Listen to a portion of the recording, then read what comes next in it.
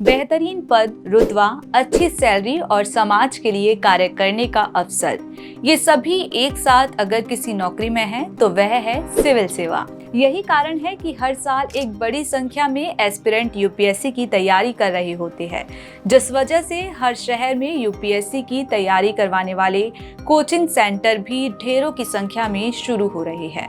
अब सवाल यह उठता है कि क्या आईएएस, आईपीएस बनने के लिए कोचिंग लेना जरूरी होता है? अगर हाँ, तो हर एस्पिरेंट के पास इतना पैसा तो नहीं होता कि कोचिंग की मोटी फीस दे सके और सिविल सेवा की तैयारी कर सके। तो दोस्तों, यहाँ हम आपको बताने वाले हैं कि यूपीएससी क्रैक करने के लिए कोचिंग लेना कंपलसरी है या नहीं।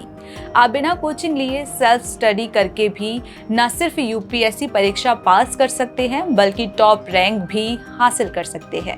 ऐसे कई उदाहरण हैं जिन्होंने घर पर रहकर खुद से यूपीएससी की तैयारी की और एक अच्छी रैंक भी हासिल की।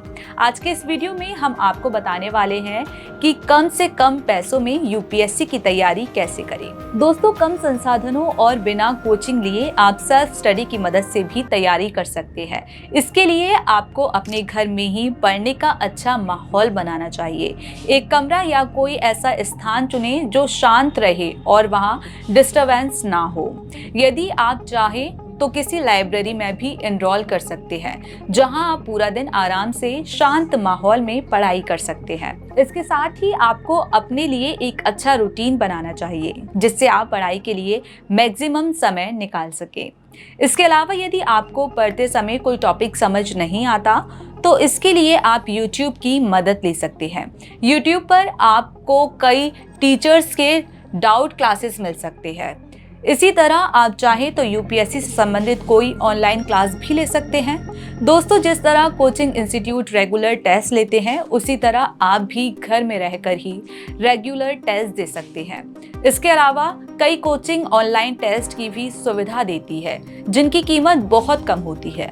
खुद टेस्ट लेने के लिए आप प्रीवियस ईयर क्वेश्चन सॉल्व कर सकते हैं। खुद का टेस्ट लेने के बाद आप फीडबैक के लिए किसी टीचर की हेल्प ले सकते हैं। इसके अलावा कई ऑनलाइन एप्लीकेशंस ऐसे भी हैं जो ऑनलाइन टेस्ट और फीडबैक भी प्रोवाइड करवाते हैं। साथ ही तैयारी को और इफेक्टिव और आसान करने के लिए आप एक तरह के स्टडी मटेरियल से पढ़ाई कर सकते हैं। जितना हो सके अलग अलग तरह के मटेरियल को पढ़ने से बचें। करंट अफेयर्स को कवर करने के लिए डेली न्यूज़पेपर और मंथली मैगजीन पढ़ सकते हैं। साथ ही ज़रूरत पड़ने पर आप इंटरनेट की भी हेल्प ले सकते हैं। अब दोस्तों, जैसा कि आप सभी जानते हैं कि यूपीएससी की तैयारी में एनसीईआरटी किताबों का कितना महत्व होता है, तो अपनी तैयारी की शुरुआत आप इन्हीं किताबों से कर सकते हैं। जब 12वीं तक की एनसीईआरटी आप पढ़ लें, तब एडिशनल किताबें पढ़ना शुरू करें। अगर आप इस तरीके से अपनी तैयारी करते हैं तो आप कम पैसों में बेहतर रिजल्ट प्राप्त कर सकते हैं। अगर आपको वीडियो पसंद आया हो तो इसे लाइक करें। अगर आप चैनल पर नए हैं तो सब्सक्राइब करें।